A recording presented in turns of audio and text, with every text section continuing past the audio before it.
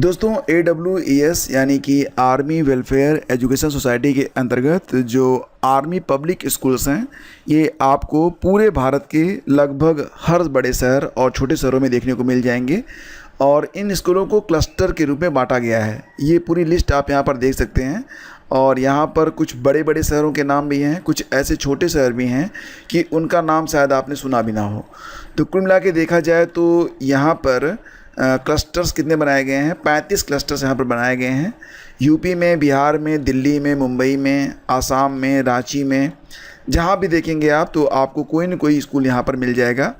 और यहाँ पर दो प्रकार की शिक्षक भर्तियाँ की जाती हैं। एक तो परमानेंट होती हैं जिनको आप रेगुलर कहते हैं, और जो दूसरी वैकेंसी होती है वो एक फिक्स्ड टर्म के लिए होती है जिसको आप एडहॉक बेस वैकेंसी कह सकते हैं। लेकिन इन भर्तियों में अगर आपको शामिल होना है तो इसके लिए एक परीक्षा का आयोजन करवाया जाता है AWES के द्वारा। और ये जो परीक्षा है इसके लिए जो आवेदन की प्रक्रिया है ये स्टार्ट हो चुकी है। ये आर्मी वेलफेयर एजुकेशन सोसाइटी की ऑफिशियल वेबसाइट है।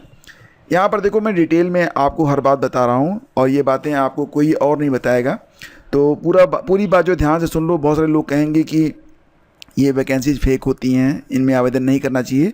लेकिन ऑल ओवर अगर आप देखेंगे तो यहाँ पर आपको कई सारी चीज़ें देखने को मिल जाएंगी जो कि काफ़ी अच्छी भी हैं, क्योंकि इसमें एक तो सैलरी अच्छी है, दूसरी बात अगर आप एलिजिबल हैं तो बाकायदा आपको परमानेंट यानी कि रेगुलर आपको यहाँ पर नियुक्त किया जाता है। और सैलरी भी बिल्कुल KVS के मुताबिक ही मिलती है। तो सब कुछ यहाँ पर अच्छा भी है। और अगर आपकी एलिजिबिलिटी ऐसी है कि आप रेगुलर बेस पर चयनित नहीं हो सकते हैं तो आपको यहाँ पर कॉन्ट्रैक्ट बेस पर यानी कि एक निश्चित समय के लिए, फिक्स टर्म के लिए आपको नौकरी मिल जाती है। तो online screening test for teachers आप यहाँ देख सकते हैं, जो वेबसाइट का लिंक मैं वीडियो के डिस्क्रिप्शन में डाल दूँगा। तो वहाँ पर आएंगे तो online screening test for teachers, तो इसको आप कहेंगे OST के लिए यहाँ पर आप देख पा रहे होंगे एक कॉलम बना हुआ है। इस पर जब आप क्लिक करेंगे तो ये जो पेज है, मतलब एक नया पेज यहाँ पर ओपन हो जाता है और इसमें आपको पूरी जानकारी ये उपलब्ध हो जाती है। और देखो, यहाँ पर एक ना जनरल इंस्ट्रक्शंस भी दिया गया है जो कि आप यहाँ देख सकते हैं। तो इसमें पूरी बात आपको बता दी गई है। तो एक बार देख लेते हैं कि इसमें कौन कौन से लोग आवेदन कर सकते हैं, एलिजिबिलिटी क्या है, सिलेक्शन कैसे होता है, परीक्षा में क्या पूछा जाता है, यानी कि हर एक चीज़। और कौन कौन से लोग हैं जो कि परमानेंट वैकेंसी में दावेदार रहेंगे, कौन कौन से लोग रहेंगे जिनको फिक्स टर्म यानी कि कॉन्ट्रैक्ट बेस पर रखा जाएगा। तो देखो फ्रेंड्स, पहली बात तो ये है कि ये जो आर्मी वेलफेयर एजुकेशन सोसाइटी है यानी कि जो सैनिक स्कूल्स होते हैं, ये ऑल ओवर इंडिया में फैले हुए हैं। शुरू में ही मैंने आपको बताया था कि इसमें जो भर्ती आपकी होगी वो या तो रेगुलर होगी या फिर फिक्स टर्म यानी कि एडहॉक बेस पर करवाई जाती है। लेकिन इसके लिए एलिजिबिलिटी क्या है कि आप ऑनलाइन स्क्रीनिंग टेस्ट, जिसको आप OST कहते हैं, इसमें आप शामिल हों। OST की जो डेट है वो पहले ही तय कर दी गई है, 23 से लेकर 25 नवंबर के बीच में। हालांकि परीक्षा 23 और 24 नवंबर को ही करवाई जाएगी, लेकिन अगर समय बढ़ाना पड़ा तो 25 नवंबर की डेट भी यहाँ पर रिजर्व रखी गई है। तो 23 से 25 के बीच में आपकी जो परीक्षा होगी वो करवाई जाएगी। परीक्षा ऑनलाइन होती है और इमीडिएट आपका जो रिजल्ट होता है वहाँ पर डिक्लेयर हो जाता है। जैसे ही आप अपना अंतिम क्वेश्चन सबमिट करेंगे और फॉर्म आप सबमिट कर देंगे, यानी कि पेपर आप सबमिट करेंगे, तुरंत ही आपको पता चल जाएगा कि कितने प्रश्न आपने अटेम्प्ट किए हैं, कितने सही हैं, कितने गलत हैं। ठीक है। और देखो, ये जो आपको सर्टिफिकेट मिलेगा ये वैलिड फॉर लाइफ रहेगा, यानी किसी की वैधता है वो लाइफ टाइम रहेगी अकॉर्डिंग टू दिस यहाँ पर लिखा गया है। और ध्यान दीजिएगा कि ये जो OST है, ठीक है, OST ये काफ़ी इम्पॉर्टेंट है। और इसके लिए आपको जैसे कि CTET होता है या फिर स्टेट लेवल TET की परीक्षा होती है, इसकी ज़रूरत आपको नहीं पड़ती है। और अगर आप OST का जो सर्टिफिकेट है उसको आप धारित करते हैं, यानी कि आप OST को क्लियर कर लेते हैं, तो फिर जैसा कि मैंने आपको बताया था कि अलग अलग क्लस्टर से और अलग अलग स्कूल से जो वैकेंसी आती है ये अक्सर लोकल न्यूज़पेपर में पब्लिश होती है। तो जिस भी स्टेट में आप रहते हो, जिस भी एरिया में आप रहते हो, आपको जानकारी मिल जाएगी स्कूल की वेबसाइट से या फिर लोकल न्यूज़पेपर से। तो आप वहां पर आवेदन करेंगे, फिर आपको इंटरव्यू के लिए बुलाया जाएगा। और देखो, जो इंटरव्यू होगा ना, वो अगर आप रेगुलर पोस्ट के लिए आवेदन कर रहे हैं तो आपका जो इंटरव्यू होगा वो सेंट्रल सिलेक्शन बोर्ड के द्वारा लिया जाएगा।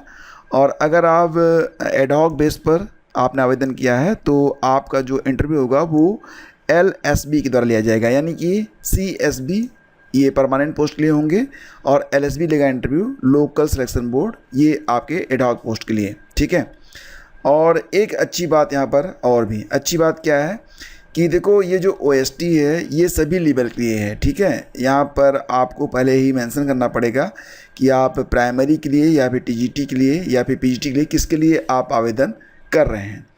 क्वालिफ़िकेशन क्राइटेरिया यहाँ पर दिया गया है, तो आप देख सकते हैं कि अगर आप PGT के लिए आवेदन कर रहे हैं तो B.Ed तो मांगा ही गया है, B.Ed PGT के लिए भी है, B.Ed TGT के लिए भी है, और आपका जो एग्रीगेट मार्क है वो 50% होना चाहिए, ठीक है। जैसे कि अगर आप PGT के लिए आवेदन कर रहे हैं तो आपका PGT में 50% होना चाहिए, और अगर आप TGT के लिए आवेदन कर रहे हैं तो TGT में आपका 50% मार्क होना चाहिए।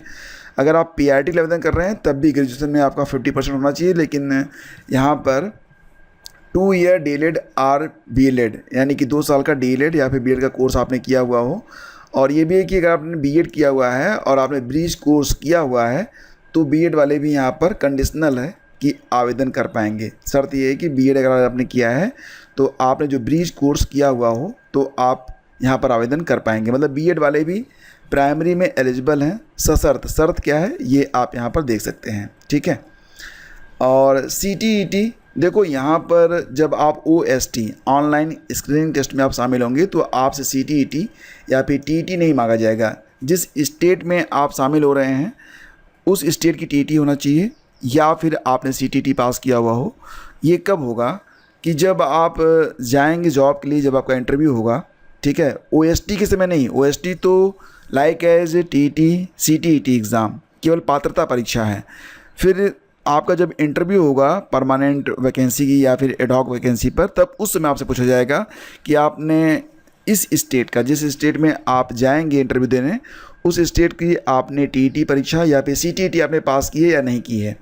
अब देखो यहाँ पर 2 बातें होंगी। अगर आप CTET पास आउट हैं, आपने CTET या फिर उस स्टेट की TET परीक्षा पास की है, तो आपको जो है ना परमानेंट पोस्ट पर रखा जाएगा, रेगुलर पोस्ट आपको मिलेगी।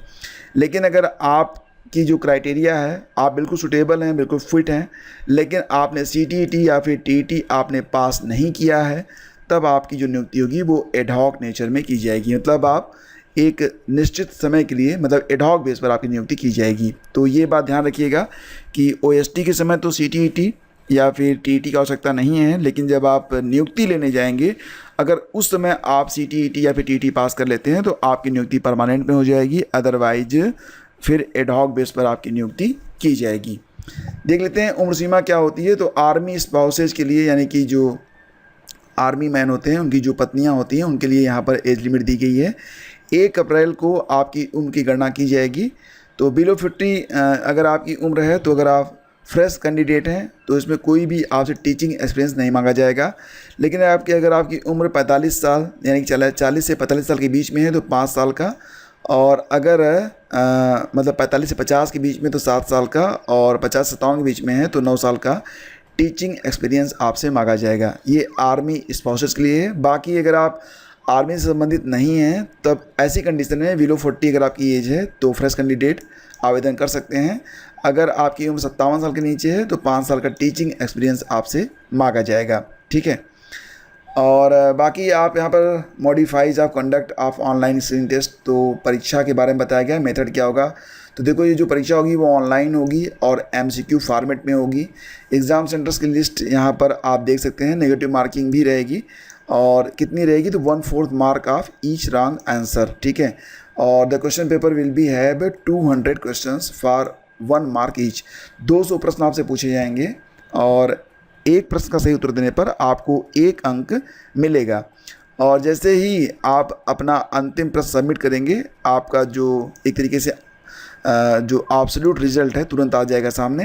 हालांकि जो फाइनल स्कोर कार्ड है उसे आप एग्ज़ाम के 21 दिन के बाद वेबसाइट से डाउनलोड कर पाएंगे, और इसकी वैधता लाइफ टाइम रहेगी, ठीक है। तो रजिस्ट्रेशन कैसे करना है आपको? रजिस्ट्रेशन करना है आपको www.awesindia.com पर जाकर। ये वेबसाइट का लिंक है, इसको मैं डाल दूंगा पहले कमेंट में। और 10 सितंबर से लेकर 25 अक्टूबर के बीच में आप यहां पर आवेदन कर सकते हैं। ठीक है, तो इतनी बातें बिल्कुल क्लियर हो गई होंगी। और देखो यहाँ पर जो आपके एडमिट कार्ड हैं ये आ जाएंगे 12 नवंबर को, और आपकी जो परीक्षा होगी वो 23, 24 और 25 नवंबर, इन 3 दिनों में किसी भी दिन हो सकती है। रिज़ल्ट आपका आएगा 10 दिसंबर तक। 10 दिसंबर तक आपका जो रिज़ल्ट है वो डिक्लेयर कर दिया जाएगा।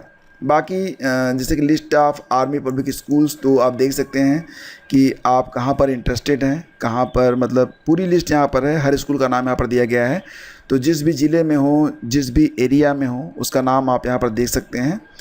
और ये PDF आपको मिल जाएगी हमारे टेलीग्राम चैनल पर। और देखो यहाँ पर list of subject for the online screening test, PGT level में कौन कौन से विषय हैं जिस पर आप आवेदन करना चाहें तो कर सकते हैं, पूरी लिस्ट यहाँ पर दी गई है। इसके अलावा देखेंगे तो PGT एलिजिबिलिटी के बारे में बात की गई है। तो एलिजिबिलिटी में खास कुछ नहीं है, मतलब आपका PG होना चाहिए 50% मार्क के साथ, और आपका B.Ed या M.Ed होना चाहिए, और बाकी संबंधित विषय में आपकी जो PG है वो होनी चाहिए। तो आप देखेंगे नोटिफिकेशन, आपको पता चल जाएगा। बाकी कंप्यूटर के लिए भी यहाँ पर अलग दिया गया है, कोई ख़ास चीज़ नहीं यहाँ पर इसके बारे में हम लोग डिटेल में मतलब चर्चा करें। यहाँ पर देखेंगे TGT एलिजिबिलिटी, तो वही है कि अगर आपने TGT के लिए अप्लाई किया हुआ है तभी B.Ed या M.Ed होना चाहिए, और संबंधित विषय में आपका स्नातक होना चाहिए 50% मार्क के साथ, ठीक है। और जैसा कि मैंने आपको बताया था कि जो OST है, ऑनलाइन स्क्रीन टेस्ट है, तो इसके लिए आपको CTET या फिर स्टेट TET की कोई आवश्यकता यहाँ पर नहीं है। बाकी आप जैसे TGT SST के लिए आवेदन कर रहे हैं तो any two of the following history, geography, economic and political science, of which one must be either history और ज्योग्राफी, और वही एलिजिबिलिटी है जो कि KVS और NVS में रहती है, ठीक है। तो आप यहाँ पर देख सकते हैं। बाकी ट्रेन ग्रेजुएट टीचर के बारे में कुछ और भी इंफॉर्मेशन है, खैर आगे बढ़ते हैं। प्राइमरी के बारे में वही चीज़ें हैं जो मैंने आपको बताई थी, B.Ed या D.Ed होना चाहिए। अगर आप B.Ed हैं तो अगर आपने ब्रिज कोर्स किया हुआ है तो आप यहाँ पर आवेदन कर पाएंगे। और एग्ज़ाम जो होगा ये 200 नंबर का होगा, 3 घंटे का समय मिलेगा आपको। MCQs रहेंगे सभी, और जो पेपर होगा वो 3 सेक्शन में होगा, बेसिक GK और करंट अफेयर। इसके अलावा pedagogy, curriculum, education policy and matters, और आपका जो सब्जेक्ट होगा इस पर आधारित आपसे जो प्रश्न हैं वो पूछे जाएंगे। तो सेम क्राइटेरिया PRT के लिए भी है, TGT के लिए भी है और PGT के लिए भी है, इसमें कोई भी चेंजेज आपको देखने को नहीं मिलेगा। OST 2024 की जो परीक्षा होगी, मतलब एग्जामिनेशन सेंटर्स के बारे में पूरी लिस्ट यहाँ पर आपको मिल जाएगी। और कुल मिला के 41 शहर हैं, 41 शहर हैं। इसमें आप देखेंगे तो वाराणसी भी शामिल है। बाकी आप यहाँ देख लीजिए, थोड़ा सा छोटा कर देता हूँ ताकि आप देख पाएँ। इसका एक स्क्रीनशॉट ले लेंगे तो आपको पता चल जाएगा, ठीक है। फिर इसके बाद और तो कोई खास इसमें है नहीं। तो ये सारी चीज़ें हैं जिसके आधार पर अगर आप चाहें तो आवेदन कर सकते हैं। और बाकी अगर आपके मन में कोई डाउट है तो आप कमेंट नीचे छोड़ दीजिएगा, उसको आंसर मैं कर दूंगा एक अलग वीडियो में। Thank you so much, please do like and share. और कुछ प्रश्नों के उत्तर मैं आपको पोस्ट करूंगा अपने टेलीग्राम चैनल स्टडी विद ज्ञान प्रकाश पर।